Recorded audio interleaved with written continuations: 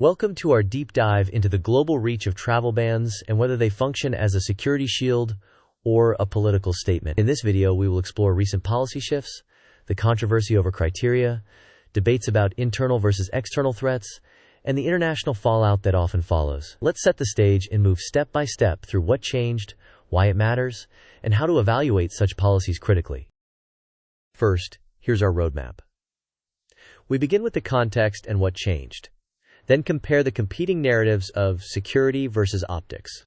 Next, we examine what can realistically be measured, followed by a discussion of domestic versus external threats. After that, we analyze international fallout and rhetoric, and finally provide a practical framework to evaluate these policies. We'll end with key takeaways and a short quiz to test your understanding. Next, let's set the stage. A recent shift explored expanding national travel restrictions, potentially increasing the list from around 19 to over 30 countries. Historically, these lists have focused on parts of Asia and Africa. The proposed additions included nations with disputed security profiles, immediately provoking international controversy. This set off debates about whether the choices reflect objective risk or broader political signaling. Moving on, here's what changed in practical terms. Plans surfaced to expand the current list from about 19 to over 30 countries. The historic focus has often been on parts of Asia and Africa, and the newly proposed additions included countries whose risk profiles are contested. Officials present the rationale as preventing entry by foreign nationals who present a threat. However, critics question the selection criteria, arguing they may reflect political priorities and optics more than rigorous, transparent risk assessment. Now, let's compare two dominant narratives. On the one hand, proponents argue travel bans act as a security shield, responding to threats in the wake of specific incidents, buying time to strengthen vetting, and signaling deterrence to hostile actors. On the other hand, critics frame these policies as political statements, pointing to inconsistent criteria, the targeting of regions not typically associated with exporting terrorism, and the appeal to domestic audience perceptions. The truth can include elements of both, which is why careful evaluation is essential. Continuing our journey, this flowchart illustrates a typical policy pipeline. It begins with a domestic incident or intelligence signal that prompts a threat assessment. Based on that, authorities define criteria that include data reliability, diplomatic considerations, and compliance capacity. Countries are then screened using risk indicators, data quality, and cooperation levels. A draft policy outlines scope, waivers, and review mechanisms, followed by legal review to assess durability. After announcement and implementation through airlines, consulates, and border agencies, outcomes are monitored, such as potential deterrence, errors, and diplomatic responses. Finally, a feedback loop, ideally with oversight, feeds revisions and improvements back into the system. Next, let's ground the debate in measurable elements. Key metrics include the rate at which high-risk entrants are intercepted, trends in domestic incidents, diplomatic costs, implementation burden on agencies and airlines, and legal durability. Each metric comes with significant challenges: limited transparency and confounders for interception rates, complex causality for domestic incidents, intangible and slow-moving diplomatic costs, fragmented reporting for implementation burdens, and procedural dependencies for legal durability. Taken together, these considerations underscore why conclusions about efficacy are often mixed. Now let's examine where the risk truly lies. Critics argue that internal violence and domestic radicalization often represent more persistent threats than external actors. Broad bans can offer a visible sense of safety, but may divert attention and resources from more complex, internal prevention efforts. Risk-based approaches emphasize individuals, behaviors, and intelligence indicators, instead of nationality alone. A balanced strategy combines external controls with domestic prevention, community engagement, and resilience building.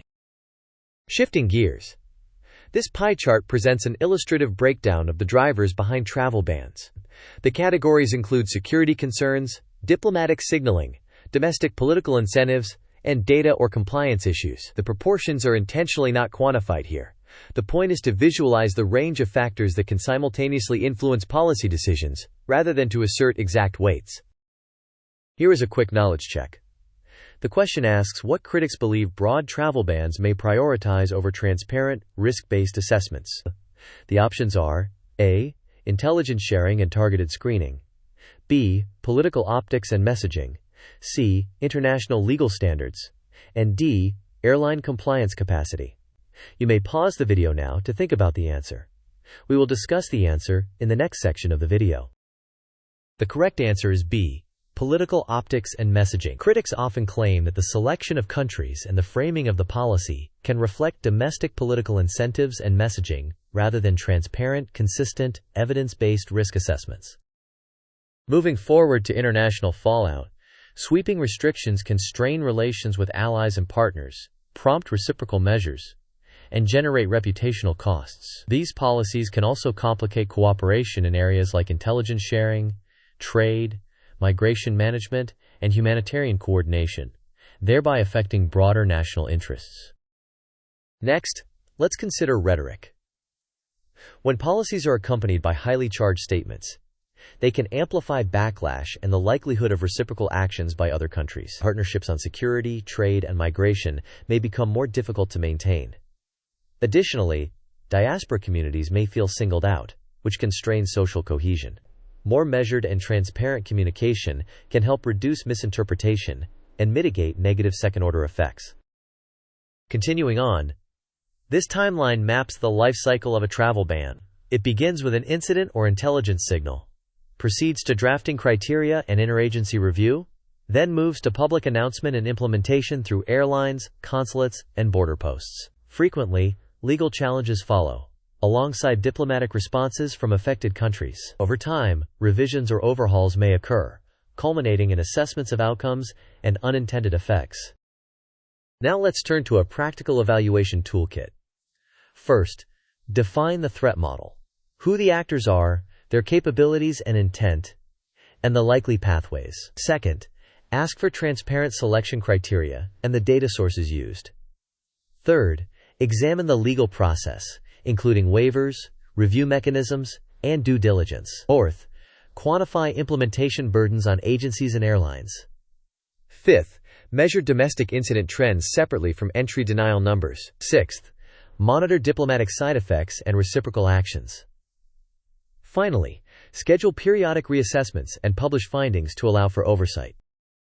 As we consolidate our insights, remember these takeaways.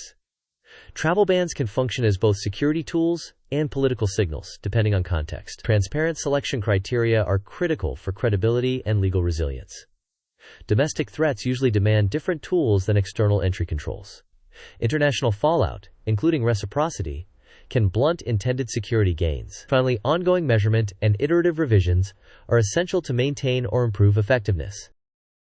To wrap up, we reviewed the proposed expansion from roughly 19 to over 30 countries and the controversy that followed. We weighed claims of security benefits against arguments about political optics and inconsistent criteria.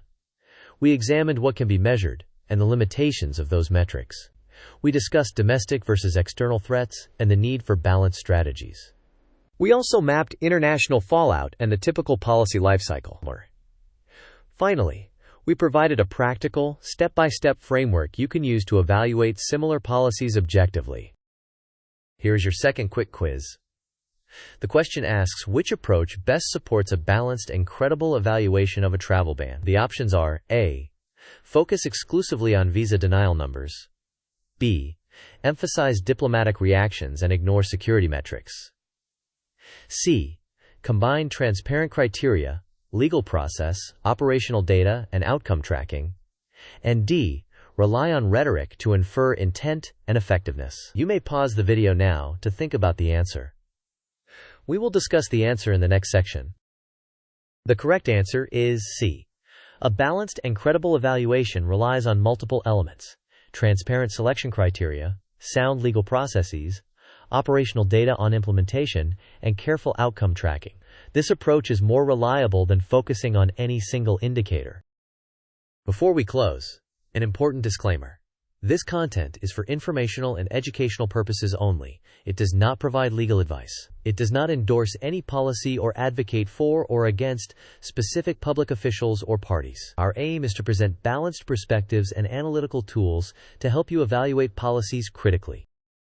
Finally, thank you for watching. If this video helped you think more clearly about travel bans, please like, share, and subscribe for more analysis. In the comments, tell us whether you think travel bans primarily protect or project. We look forward to your thoughts and respectful discussion.